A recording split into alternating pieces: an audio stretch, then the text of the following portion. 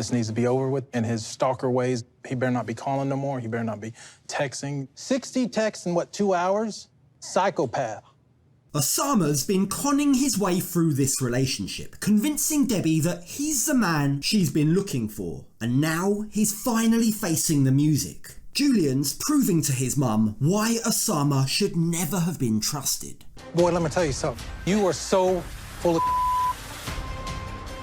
You mess with somebody's mama. You don't do that. You in my world now.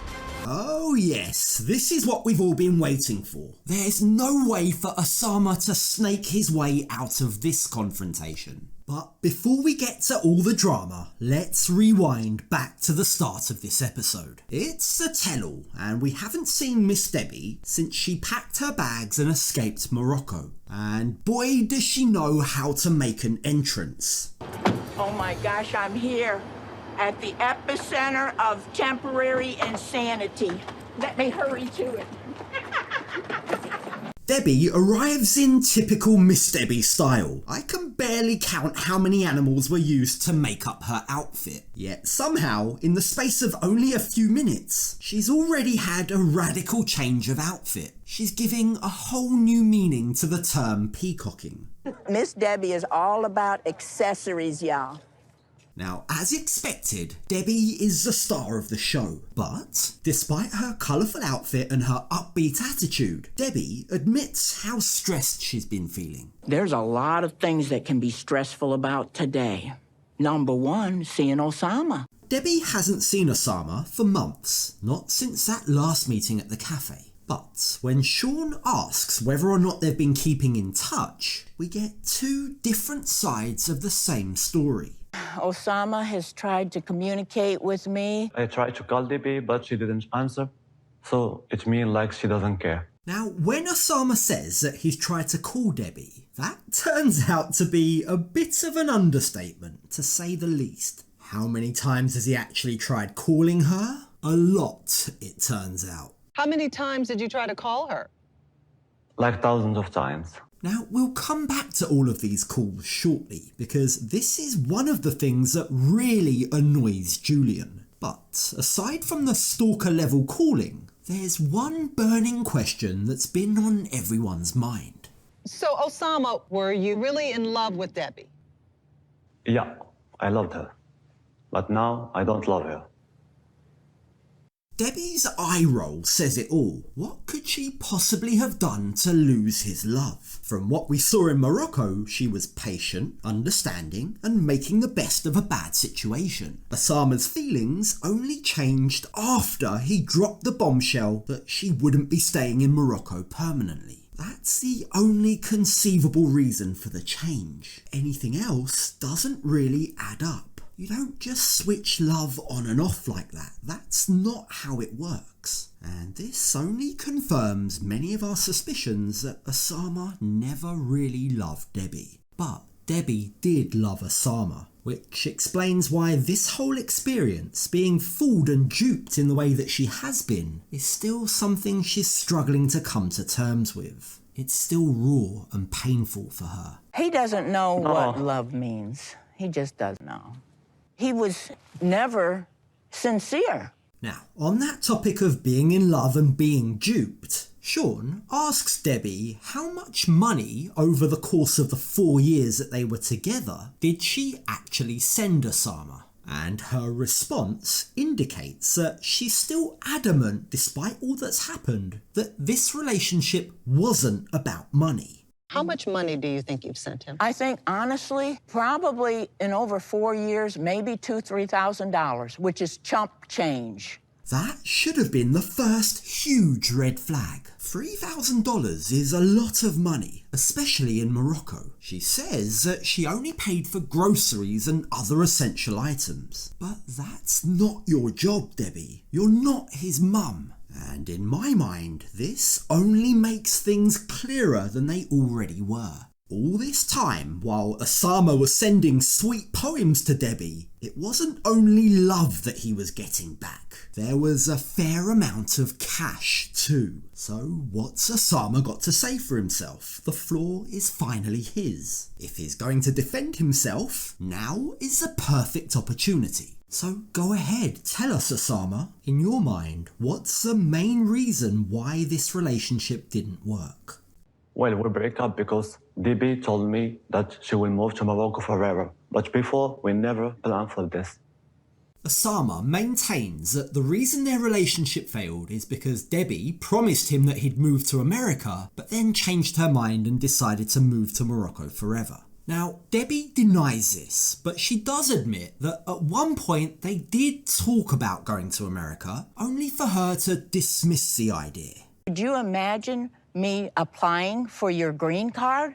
I said the immigration officer would look at the dates and laugh and throw our application in the trash. Despite what Ousamma still maintains, I'm sorry, I really don't believe his version of events. I think he's lying again. I find it really difficult to believe that Debbie chose to give up her family, her home, her business, without first making it clear to Ousamma that her intention was to move to Morocco. I highly doubt this came as such a surprise to him. But let's just say that it was a big surprise. Let's say that Ousamma is telling the truth. If his story is true, then it means that Debbie, the show, the entire world has been misrepresenting what really happened. That being the case, he should be outraged. He should be ready to defend himself. But he's not. You blew it all. Yeah, because I'm honest.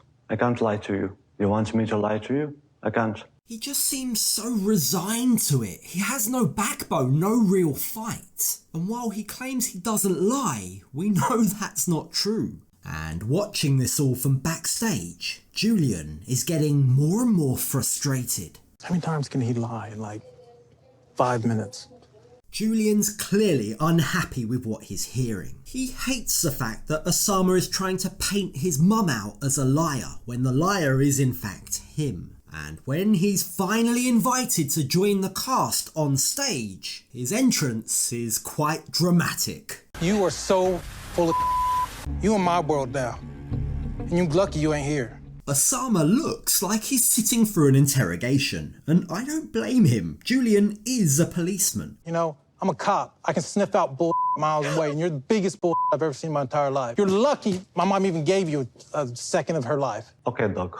The okay dog response is hilarious. For a poet who's meant to be good with words, he doesn't exactly have much of a response. But Julian is far from over. As we all remember, he's been very suspicious of Ousamma since day one. And now, finally, he has his chance to confront him. And you best believe he's not gonna hold anything back. Go to the dentist and get yourself fixed up, man. Oh, this needs to be over with. In his stalker ways, he better not be calling no more. He better not be texting. 60 texts in, 2 hours?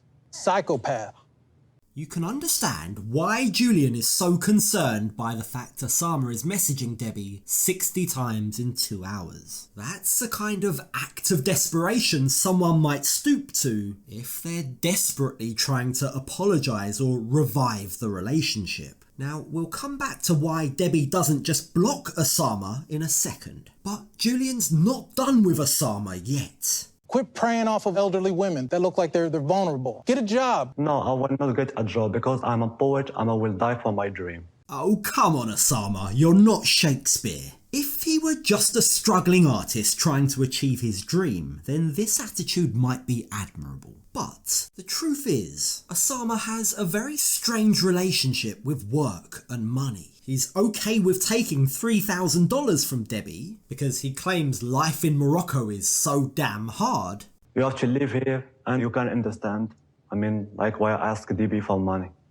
It's very difficult here. But despite things being apparently so tough, he refuses to get a job. But that brings me on to another question. Does Ousamma actually want to make money? He seems to have two images of himself. On the one hand, he's an artist, a tortured soul who doesn't need the material world. But on the other hand, the reason why he says he wants to go to America is so that he can sell his art, so that presumably he can make money. The problem is, these are two conflicting images of himself. But Ousamma's delusion goes a step further when he's asked why he doesn't just sell his paintings to tourists visiting Morocco. I need someone to understand my paintings. I'm selling something valuable for me, selling to people who understand my art, not someone who wants to buy paintings and put it in the living room. I'm sorry, what?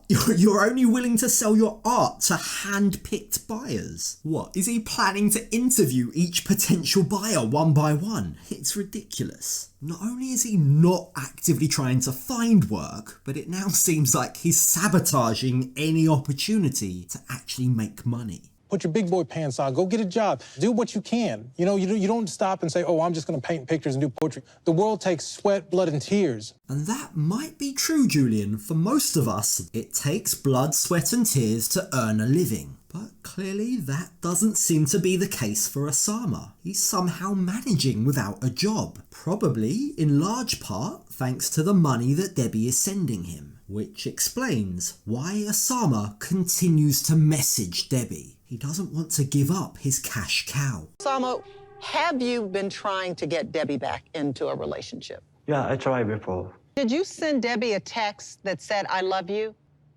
I can't remember. He's lying. Debbie, has Ousamma sent you a text saying, I love you? Yeah. So why hasn't Debbie just blocked Ousamma? Why hasn't she changed her phone number?